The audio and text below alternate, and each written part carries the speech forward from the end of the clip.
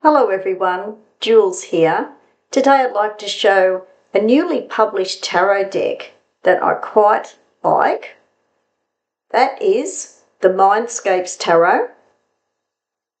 Here is the box. This was recently published by Hay House and the creator is John Rice. And I particularly wanted to get this deck because the artwork is really quite beautiful. I think it's actually created with pastels, so it's pastel art. But it's quite a unique deck, and I wanted to show some of the cards from the deck and talk a bit about the guidebook.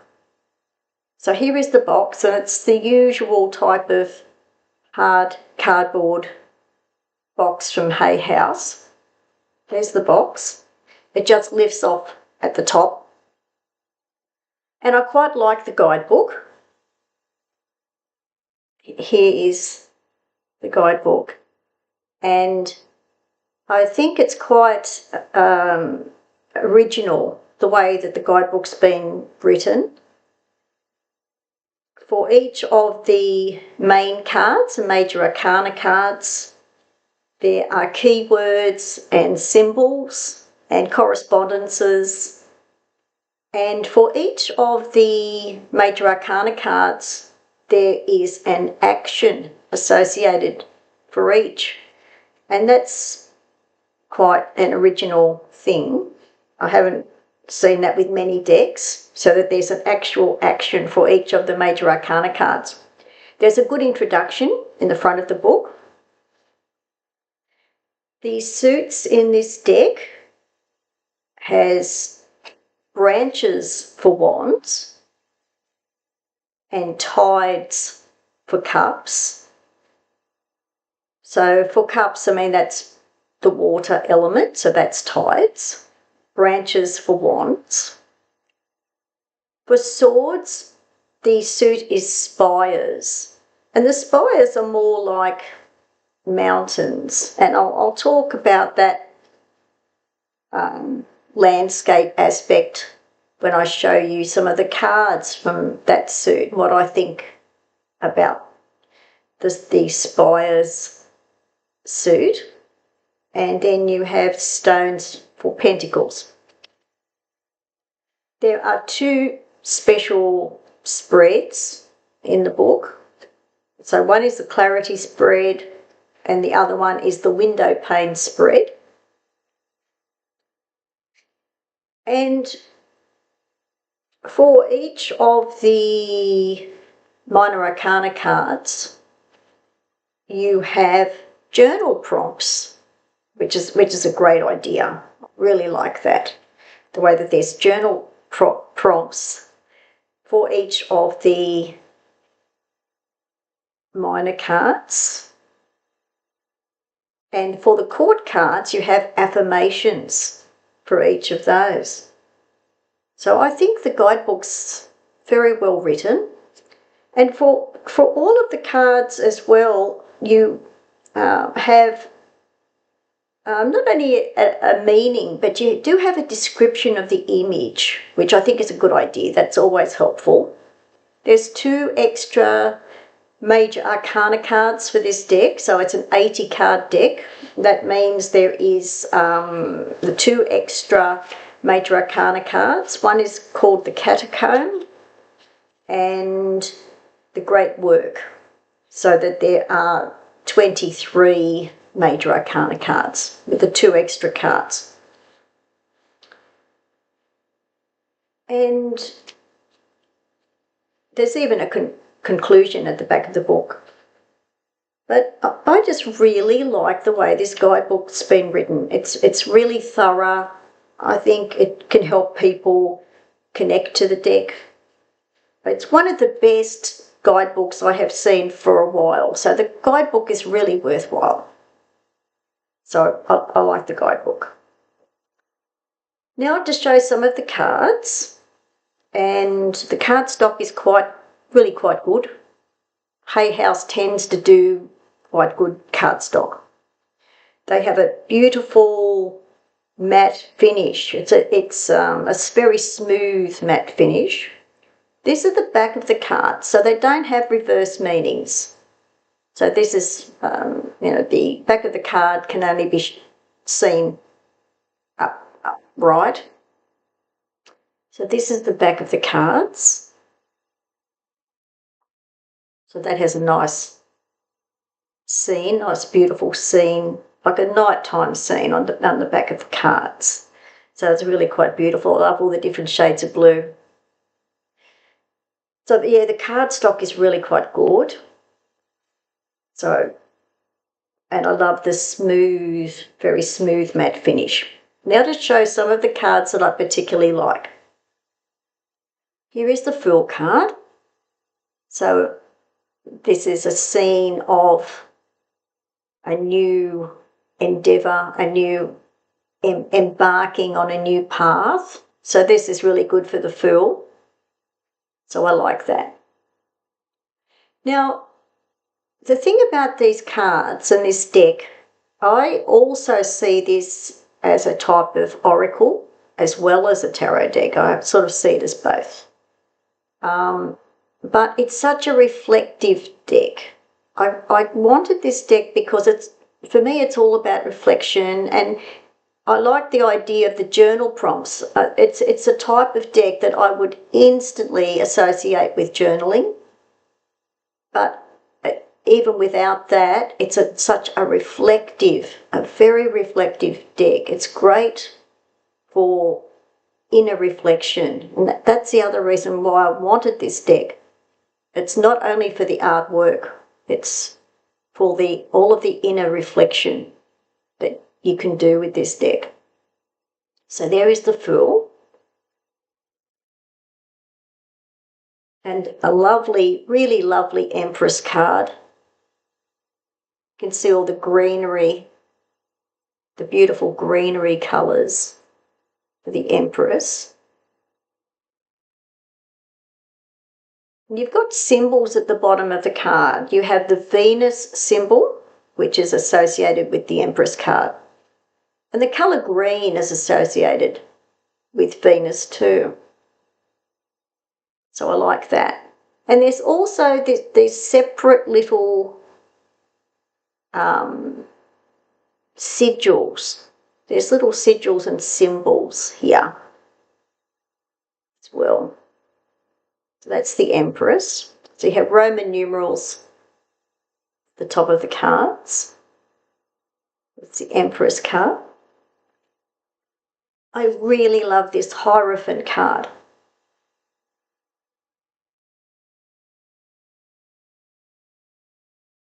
So in a kind of a way, it sort of reminds me of the Hermit as well. It's got that Hermit sort of feel, but I always think that there is some sort of overlap with the Hierophant card and the Hermit card. Well, for me personally, I have always felt a bit of overlap there.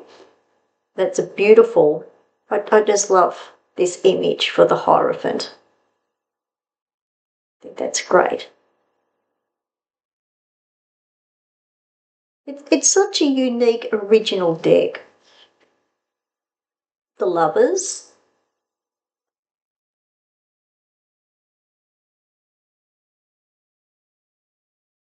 And this has got a lot of nature symbolism. And it's just got a reflective, warm feel.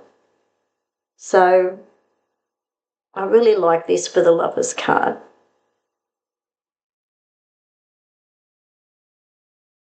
And I love the pathway that's in there.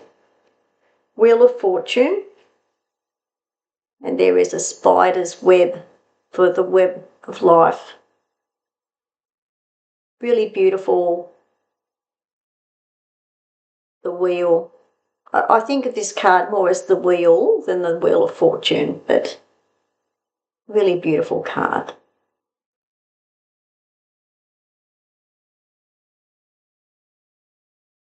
There's a lot of depth to these images. People would sort of think of them as a bit simplistic, but there's a lot of depth. Now the Hanged one. And at first you may not see the connection with the Hanged One here, but there is a polar bear that's stranded here on a little block of ice. So the stranded being, the stranded polar bear, is the Hanged One.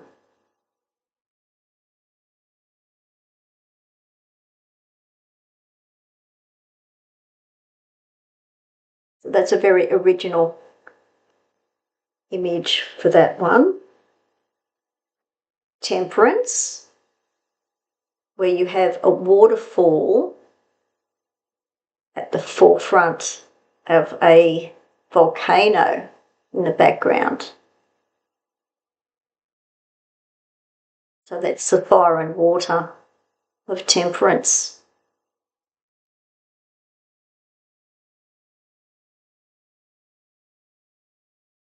Love all the nature symbols, the nature images.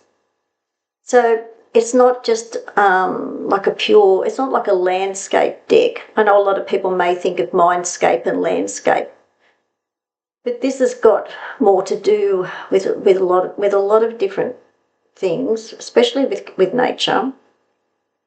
Here is a beautiful star card that is on, it's the image on the box. You've got a shooting star at the top. It's a really lovely star card.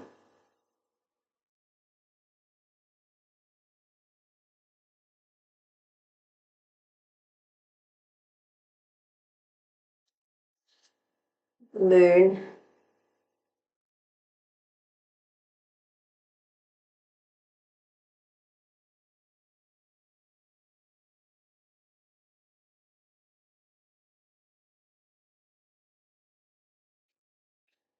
And the world.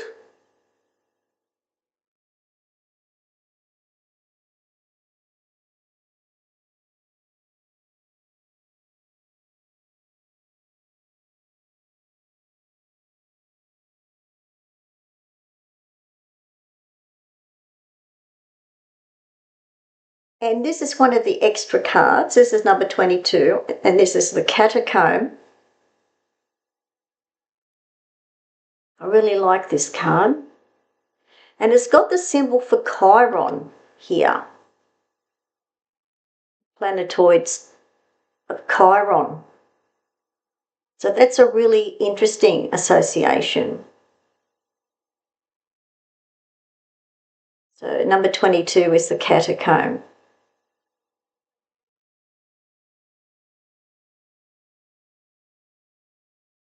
So there's some of the major arcana cards that I particularly like. Now I'm going to show some of the minor arcana. So these are the branches, which are for the wands. So here is the Ace of Branches. I quite like the idea of branches for wands.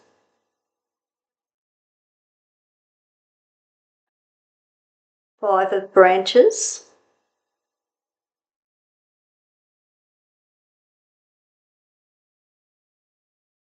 So this particular card for me is to do with the destructive part of nature, where nature can self-destruct at different times of the year, different seasons.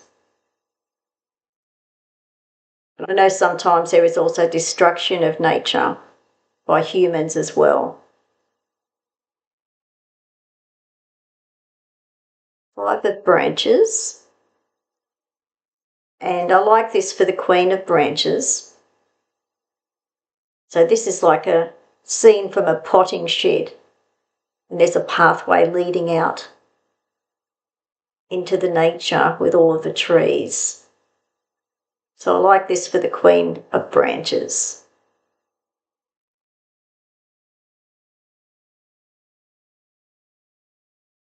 So that's branches. Now for tides, which is the water. Ace of Tides,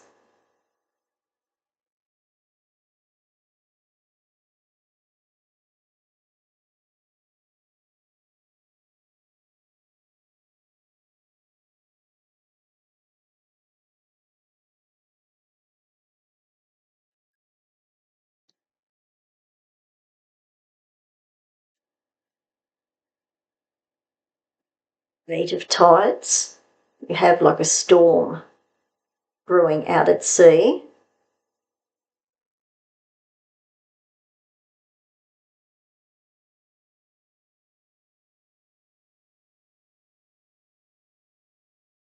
Really like this one. It's the Eight of Tides, and I really like this card. This is the Page of Tides, and for some reason I am just mesmerised with this. I really love this image. I think what it is about this image is that it reminds me of a beautiful remote beach that I saw a number of years ago on a trip in the beautiful coastline of Australia. And it was a scene very much like this. And I remember stopping and walking on this very small beach, and the scene was just so much, it was so much like this. It's like it's almost identical, and it just stopped me in that moment of time where it was just such a beautiful, unique place, and it was a very memorable experience of this beautiful beach and this beautiful scenery. So I think that's why I am quite immersed in the image of this card. I really love this card.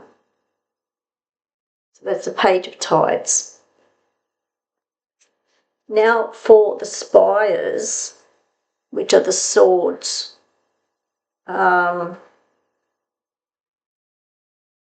Now the Spires cards are mountains. So this is the Ace of Spires. And my regard for this suit is the mountain symbol, the mountain connection with swords. I think of this as views.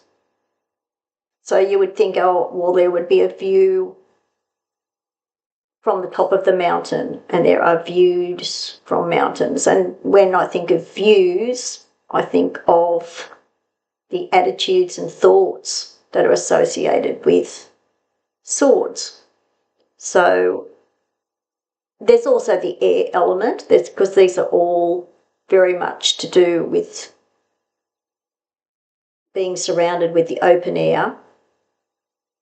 So I think of views with the swords and with the spires for this one. And this one is the Five of Spires.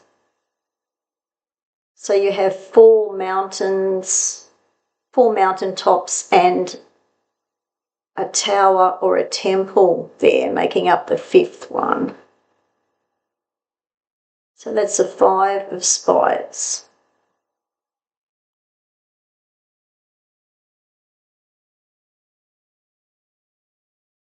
And the Queen of Spires. I really like this one too. This one has got a kind of a remote, sparse feel to it. So you can see that there's these dry, thorny vegetation, and it looks very remote. So I think this is really good for Queen of Spires. There's a sort of a cold, airy feel with this one.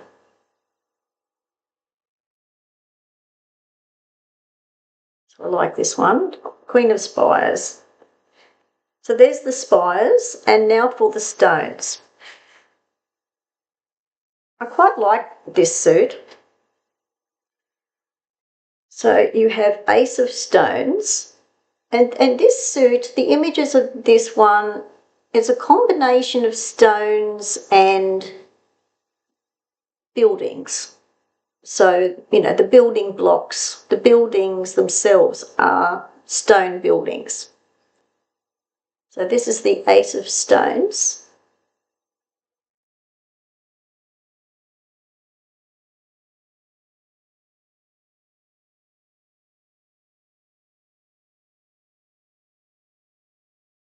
And the Seven of Stones.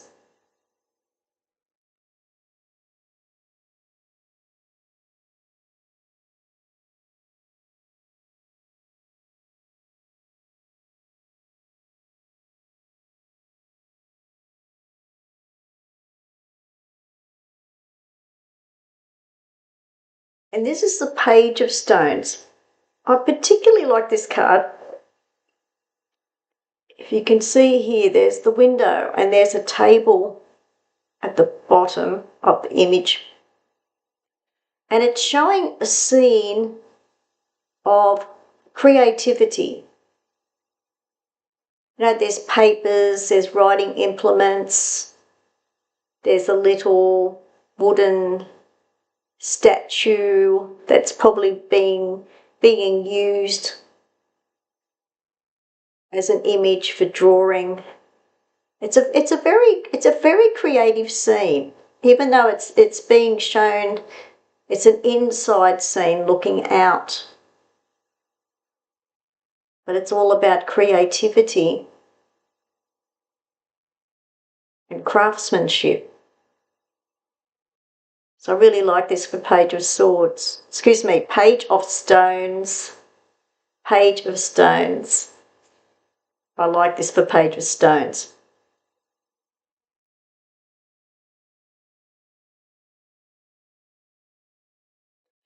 Okay, so there's some of the cards from the MindScapes Tarot, which I think is really worthwhile and very original and unique.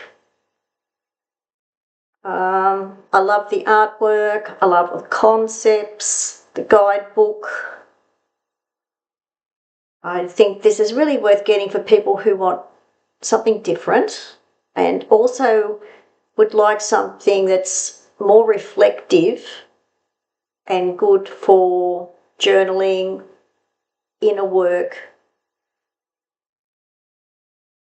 I don't necessarily see this as a divination deck. It's a bit more like a kind of, it's sort of like a reflective,